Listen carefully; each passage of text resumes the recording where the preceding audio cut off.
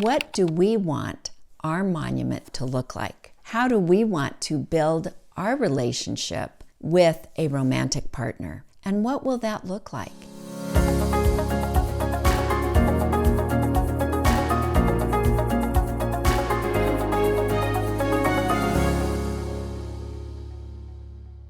Hello, I'm Babs, and it's great to be with you again today as we lean in together to build a better life. Today I want to talk to you about the Taj Mahal as a great monument to love. This has quite an amazing story to it, and anybody who's had a fabulous opportunity to go to the Taj Mahal, I'm a little bit jealous. I'm looking forward to going there someday. The Taj Mahal was built by Mughal Emperor Shah Jahan for his favorite wife, Mumtaz Mahal. She died giving birth to their 14th child. This is truly a monument to a great love. This building is marked by its beauty and its perfect symmetry. It is a World UNESCO site, and it was originally built in the 1600s and took about 22 years to build. It is considered to be the greatest architectural achievement in the Indo-Islamic architectural body. It is, again, a beautiful monument. It is important that we consider, what do we want our monument to look like? How do we want to build our relationship with a romantic partner? And what will that look like? And will we have that kind of great love in our life? I would say that building great love does not require a feeling as much as it requires dedication, devotion, and most importantly, decision making. We really want to decide that we choose love every day, because that honeymoon period of love, as many of us who have been with a partner for a long time, many of us know that it does take some concerted effort to consider someone else's feelings. One of the truly interesting things about the Taj Mahal is that when Shah Jahan placed his wife at the center of the mausoleum, he wanted to make sure that her spot of death was not moved, but that he went to the side of her, so that even though the symmetry would not be maintained, she would be the very center of that structure and the center of his great love for her.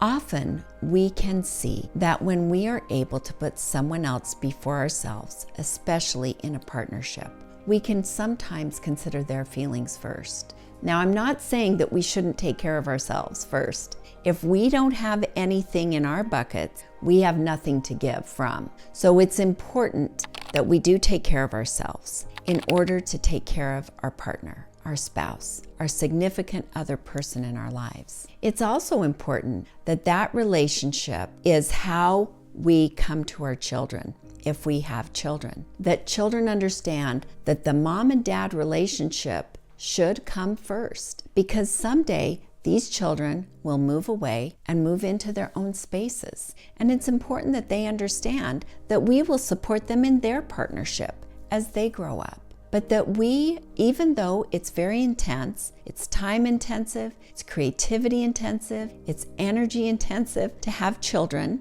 and they require more of that, we still need to find time to put our spouse first and at the center. Now, I may get some argument on this, and I am not saying that it's okay to allow a spouse to abuse our children. That's not okay, and that would be an exception to this. But in a normal relationship, we would expect that we need to have that really strong relationship with the spouse.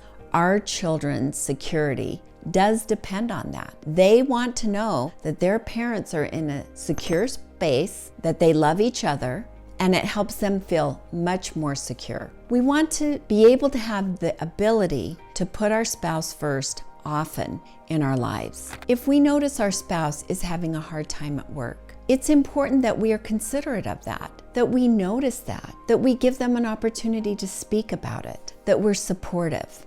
And hopefully, as we are able to do that, hopefully that will also come back to us as well. And those expectations should be built from the ground up. We build our foundation of a great relationship from the beginning by finding out someone who has similar goals that we have, or at least complementing goals in life.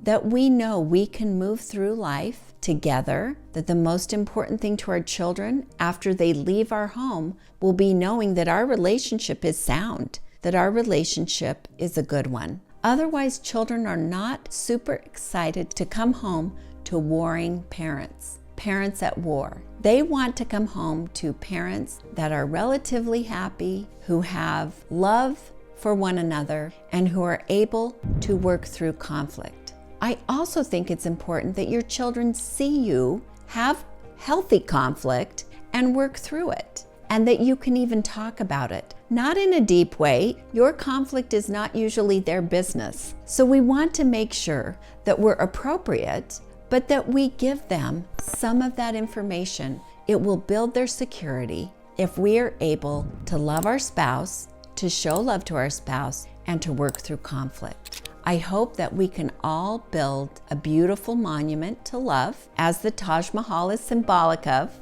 and that we can have that be one not free of conflict, but rather one we work on, one that we show effort for, one that we show consideration of our spouse or partner, one that we understand that there are times when our partner must be first and times when we will also get to come first, but that we work as a team and we can move together in our lives. Hopefully that will help us as we lean into wellness together to build a better life. Great to see you. Have a great day.